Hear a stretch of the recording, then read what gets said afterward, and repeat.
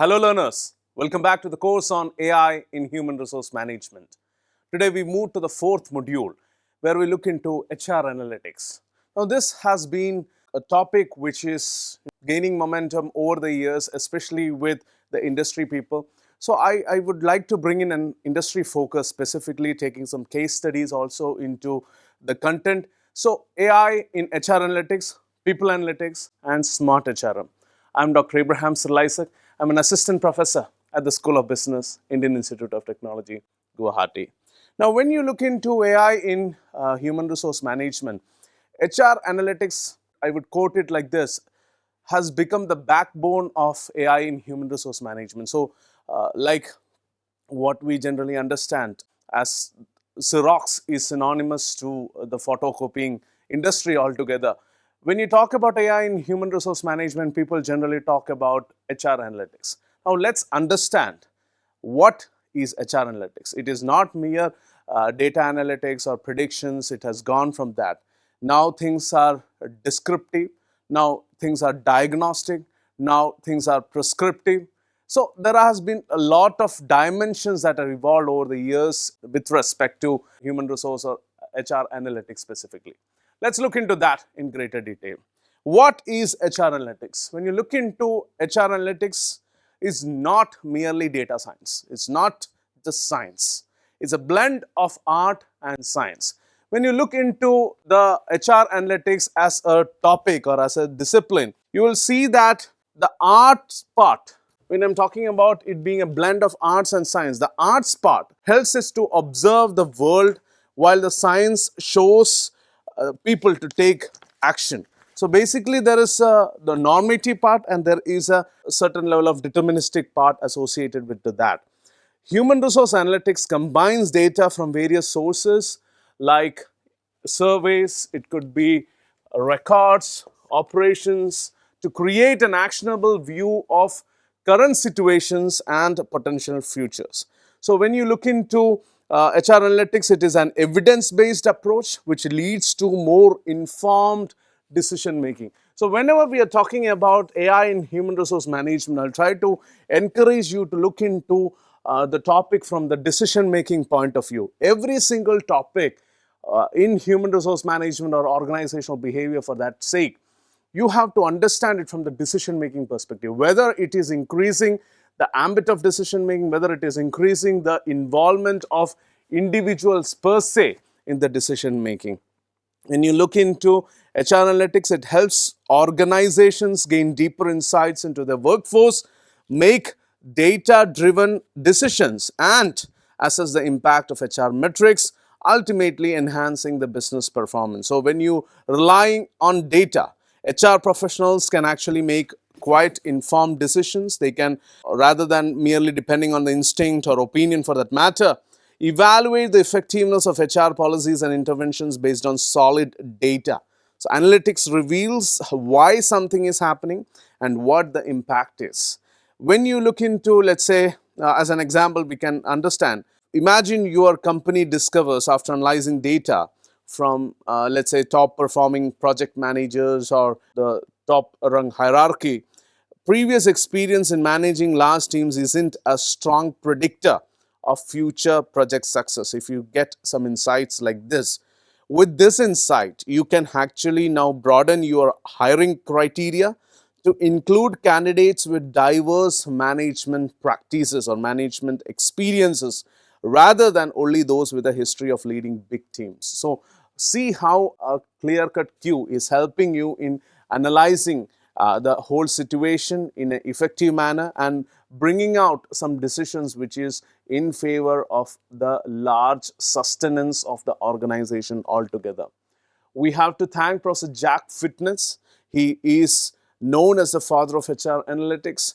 He pioneered initiatives like developing HR metrics to evaluate HR activities in 1978 and introducing the HR benchmarking.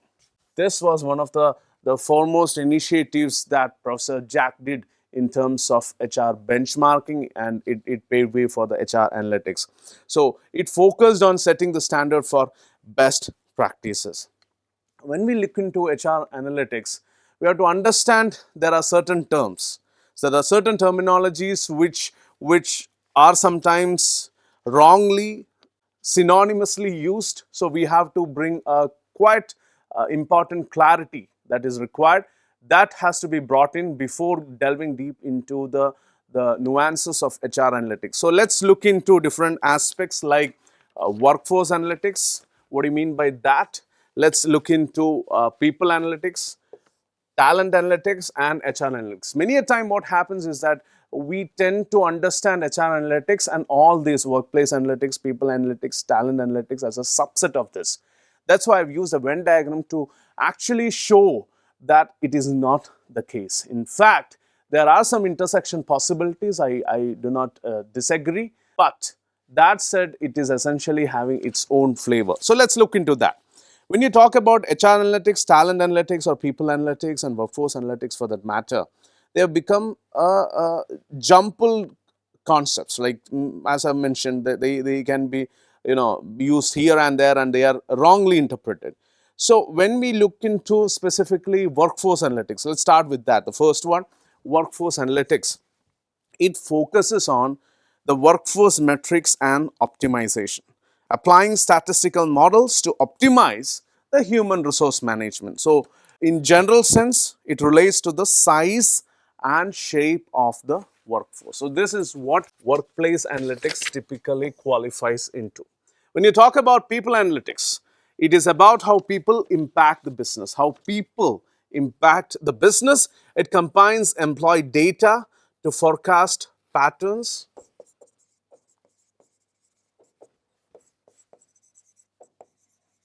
specifically it has a flavor in enhancing engagement and to customize strategies that typically aligns with the organizational objectives. When you look into talent analytics for that matter, talent analytics refers to the application of measurement and analytical methods to comprehend, to enhance, and optimize the human aspects of business, often intertwined with concepts like big data and people analytics, etc. So I hope that clarifies what workplace analytics is, what people analytics is, what is talent analytics, and how these are different from HR analytics. So this understanding was quite required before venturing into the detail of HR analytics, which is the types of HR analytics. This is where I categorically mentioned in the beginning of the lecture that we are moving from descriptive to diagnostic to predictive, prescriptive. I'll take a moment here. I'll try to explain here the evolution. We started with simple data analytics. We had some understanding of a workforce. Some data actually triggered maybe in terms of recruitment, maybe as we have seen in terms of you need a certain bit of diversity in decision making.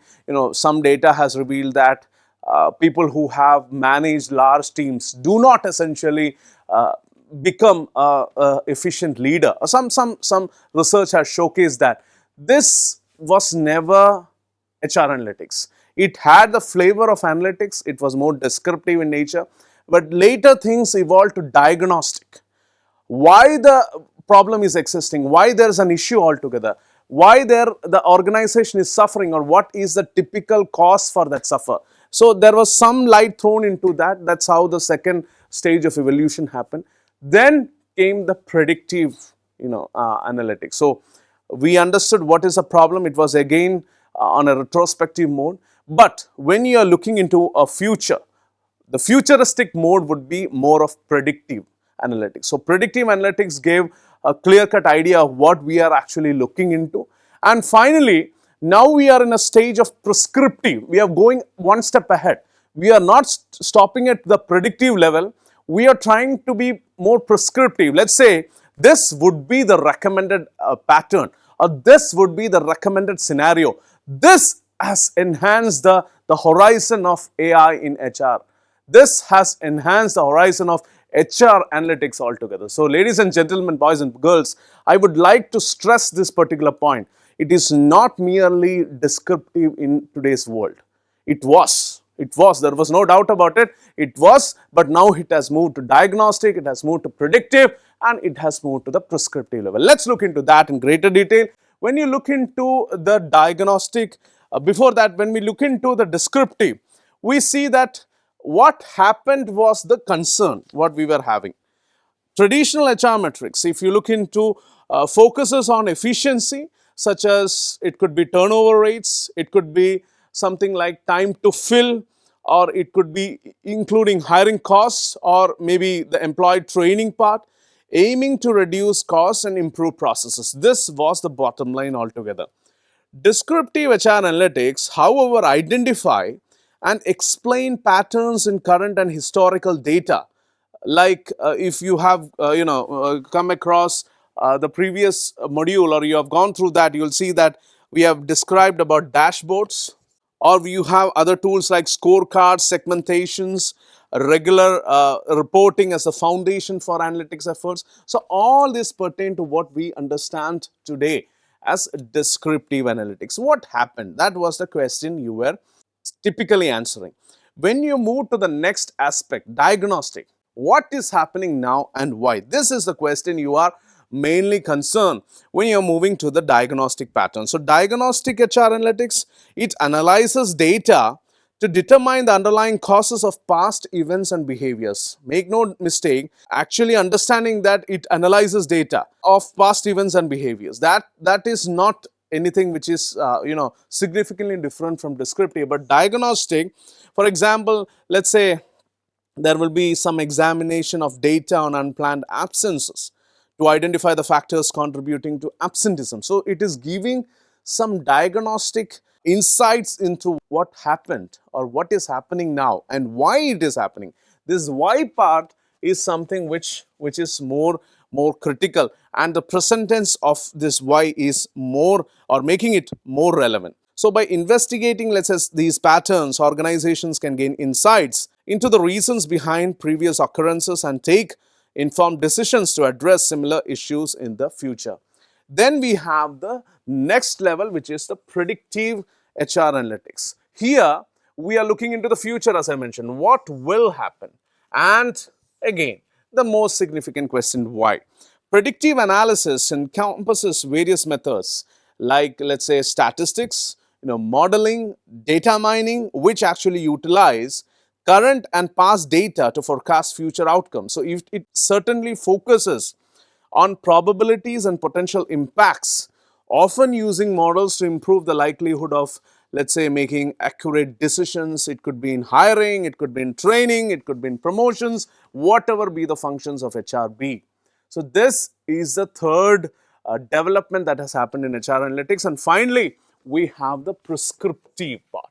What should you do about it? This is the most critical answer.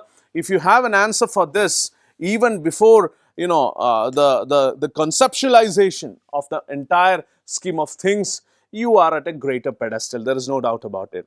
Prescriptive analytics extends beyond predictions by offering actionable recommendations and strategies for workforce optimization. So it certainly analyzes complex data to forecast outcomes such as decision options and illustrate different business impact. For instance, it might use models to assess how various investment in actual employee training affects the financial results totally. So this is the prescriptive part. What should you do about it? Now let's look into the different data analysis levels that are being observed in HR analytics. We'll start with the first one, the organized part. Here you will see that it is moving still around the descriptive pattern, then we'll move to the predictive, then we'll move to the prescriptive. This is how we actually try to jump. So when you are looking into the organizing aspect, we try to gather data.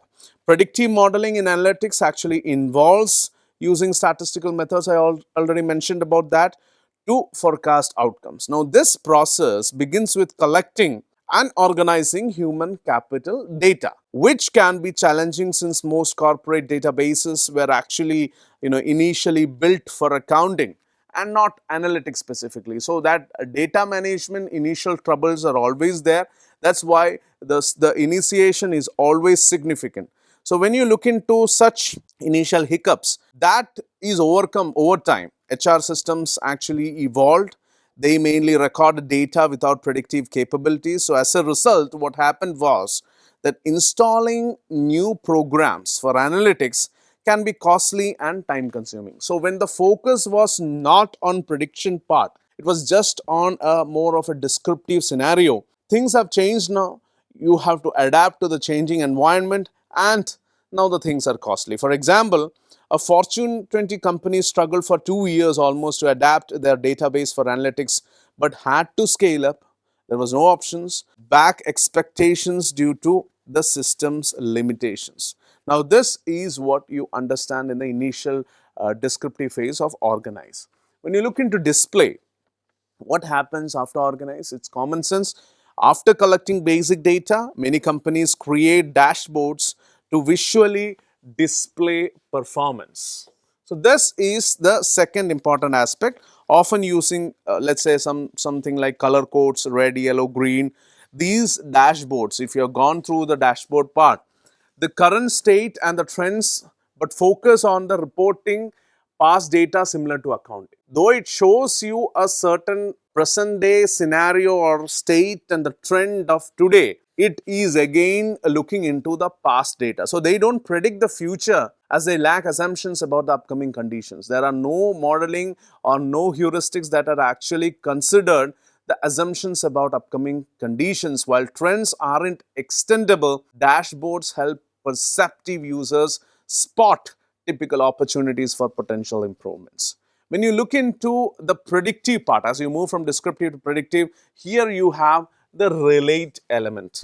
At the relating level, data is typically compared to external benchmarks. Here starts a certain level of predictive analysis where you will see that there is a comparison going on, often using other companies as a reference point. So, however, accurate benchmarking, which I mentioned just now, requires ensuring those companies are truly comparable. Now, you are not comparing apples and oranges. That's the researcher's point of view. He or she or the company has to take care of that the companies are truly comparable, which can be difficult without any direct contact. So, misleading comparisons, please note, can arise without understanding the factors behind another company's success. If you don't have full information about an organization, how it has performed over the years, you are just making wrong assumptions, and based on the wrong assumptions, you will have obviously wrong decisions. So, additionally, when organizations have, let's say, three types of capital,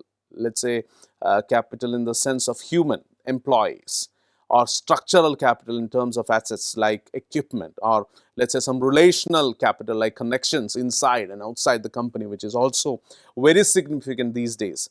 Changes in one area can totally impact the others, making a broader analysis very much crucial. Then you have the fourth element, which is model. Model, here again you are moving into from predictive, you are starting moving to the prescriptive part. Any level of statistical analysis, you will, if you have gone through, you'll see that the moment modeling comes in, you are actually trying to move from the predictive to the prescriptive part. You are trying to predict something, and finally you are trying to recommend. Every single research based on a conceptual framework or conceptual model happens to work on that basis. If you go through any research that is happening on a latent variable, you will acknowledge the fact that it is related to modeling. So, when you look into model at this stage, you are shifting from describing past data to predicting future outcomes. Descriptive data typically shows what has happened, but now you need to build a model for future change. Let's say, for example, if you are developing leaders, you might use some leadership assessments to gauge the current abilities.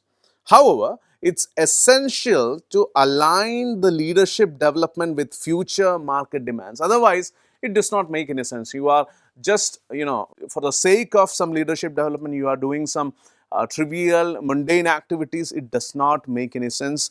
Once a leadership model is defined, it can be tested using analytics. Now, finally, when you move to the evaluate level, you will see that prediction gives you a model for the future, as we have seen in the model level, but you need a prescription to achieve it. Let's say like a doctor's diagnosis and prescription. Predictive analytics tells you what might happen, while prescriptive analytics shows the steps needed to make. That's the difference specifically. In business, this means connecting people, connecting policies and process to improve the performance. So you can then measure the changes and use the model to sustain or improve results further. When you look into AI in HR, you specifically when you're looking into HR analytics, as we are going through the thick of the course, will see that something which is very critical is the application part. So here is some discussion on the applications of typically HR analytics. This again is not an exhaustive list. As the field is emerging, you'll see that there are a lot of applications that are evolving. But that said, I have to give you a snapshot of what is happening in today's date. When you look into this application specifically, let's start from the job design part, the tailor job roles. Job design analyzes performance data to identify key role requirements and improve job satisfaction. So it helps tailor job roles to align with employees' typical strengths, typical weaknesses, and more importantly, organizational needs. So this data-driven approach enhances, the productivity and employee engagement. Then you have the talent acquisition part. You look into the talent acquisition, you'll see that it aims to find the best fit for a job. We have seen this if you have attended my OB course. Specifically, I had mentioned about the talent acquisition. When you look into talent acquisition, as you know or as you are aware now, it aims to find the best fit for a job. So, but evaluating candidates can be, very challenging. It could be challenging if you think you will understand. It is challenging because of the inherent biases, inherent complexities involved. So HR analytics certainly simplifies this by analyzing top performers' profiles to identify key traits. It could be key traits like educational background or personal interest for that matter. So this certainly helps HR align their hiring process to attract candidates with similar successful characteristics. We also have the HR analytics being heavily used in compensation. When you look into compensation, data helps HR managers make very critical informed decisions about the packages, salaries, pay equity, rather than relying on similar gut feelings. For instance, instead of just matching a competing offer based on instinct, HR can typically use the data to compare the employee's pay with others in similar roles and market rates. To rely why to rely on your gut feeling when you have critical information associated? So why not go into that? Let's say we have seen Visio, an HR consultancy, provides insights by analyzing compensation, performance, and other factors, helping managers make decisions based on facts. So compensation has certain level of applications in terms of HR analytics. When you look into applications of HR analytics, you'll see that in performance management, also it is greatly used by providing data-driven insights, into employee performance and potential. For example, using analytics, a company can identify top performers of the company and analyze their traits to actually create targeted development plans for others. This data certainly help set realistic goals, track progress, and provide specific feedback. So as a result, managers can make informed critical decisions about promotions, about training needs, about, let's say, something like as simple as performance improvements, leading to more effective and personalized performance management. Then you have large chunk of applications going in what is more critical, the recruitment.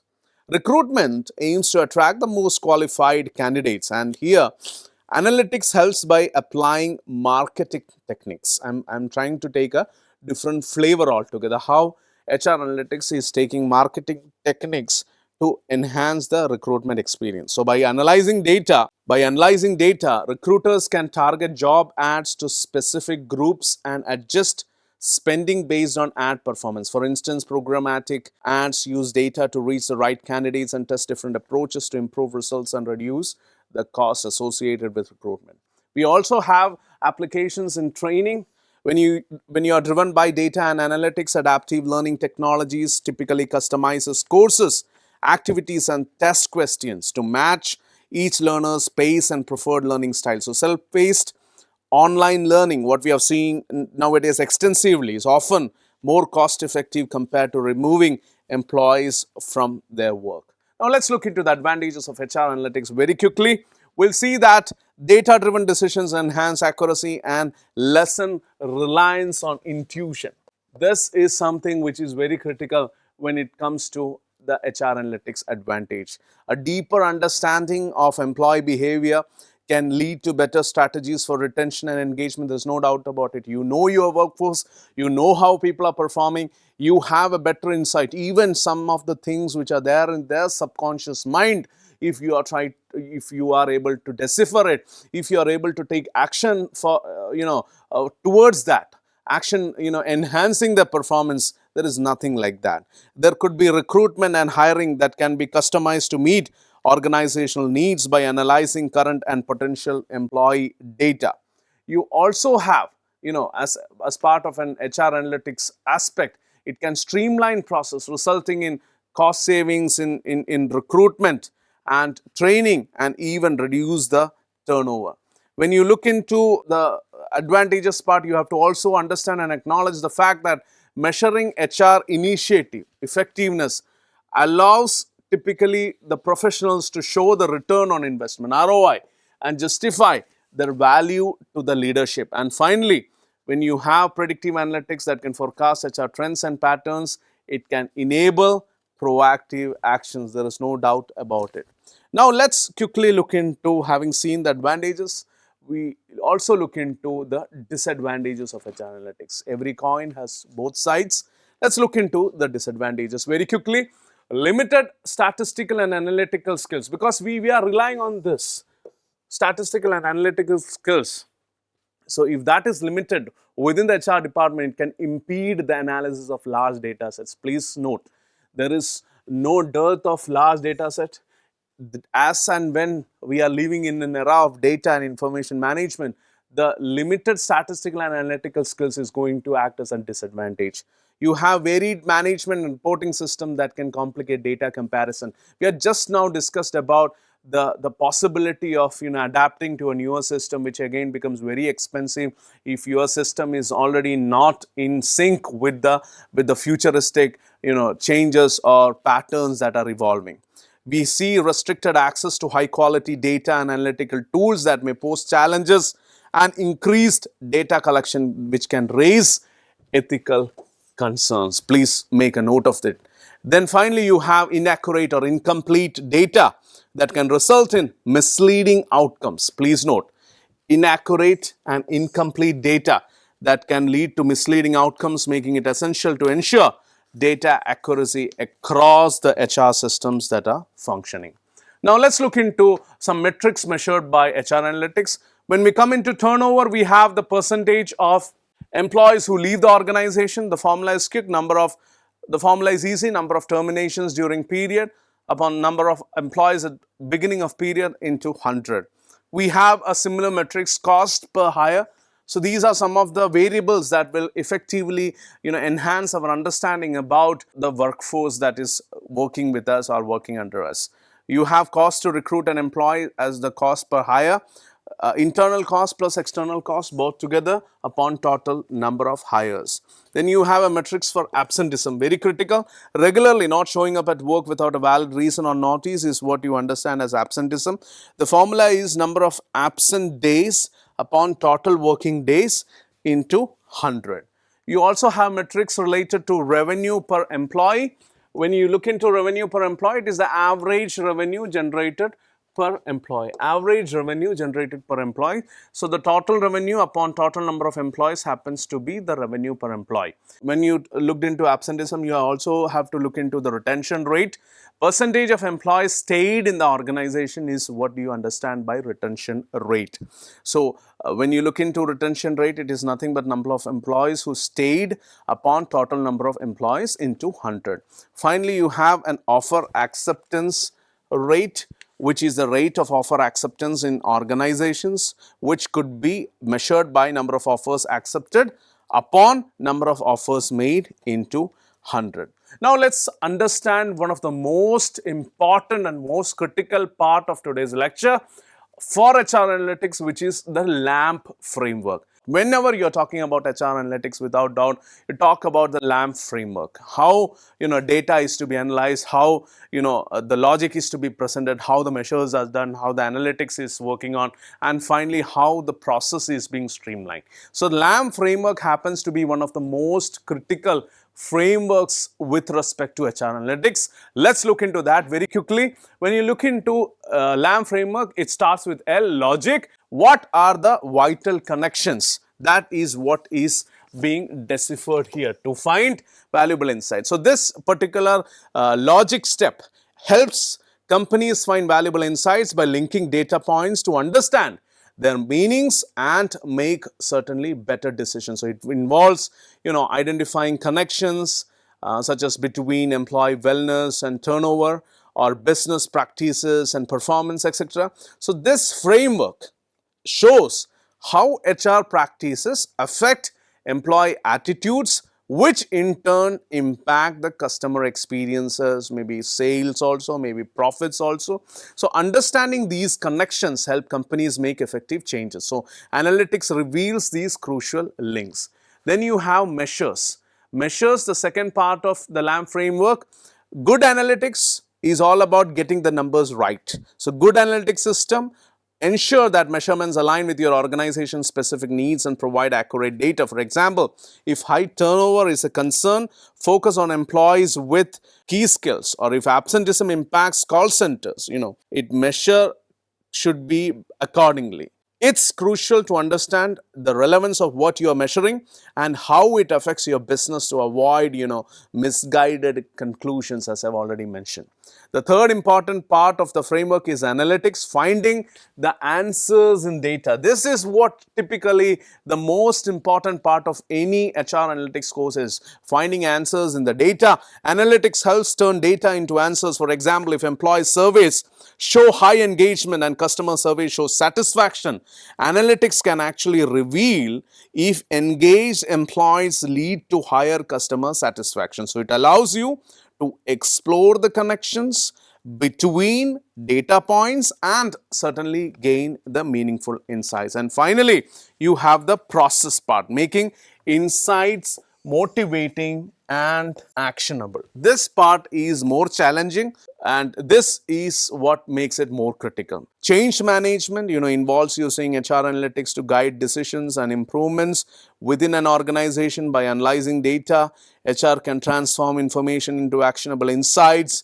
leading to meaningful changes. So this approach typically helps solve people-related issues, presents valuable data to business leaders. When leaders understand that human capital decisions impact financial outcomes, they are more likely to support necessary changes for better employee performance and business. Now we'll quickly look into a case study and we'll conclude the lecture with this case study. This case study is of Coca-Cola Enterprises CCE and how it has used HR analytics very critically and effectively. Let's understand the background first. In 2010, Coca-Cola Enterprises embarked on an HR analytics journey to centralize HR reporting across its global operations. So please do not make a mistake by understanding that HR analytics is a very recent concept. It is not like that. This initiative aimed to establish a robust network, a data analytics program that could enhance decisions making and provide more sophisticated insights, beyond reporting. So what were the key steps used? First one was the foundation building. CCE automated basic descriptive reports, reducing the time spent on manual tasks by almost 70%, allowing the team to focus on more valuable analytics. It also had certain advanced reporting mechanism, the introduction of an out-of-the-box system which enables CCE to implement standard metrics and descriptive analytics quickly. So this shift allowed the team to progress towards more advanced analytics such as correlation analysis and predictive modeling, etc. Then you had a consultative approach in CCE by partnering closely with the HR.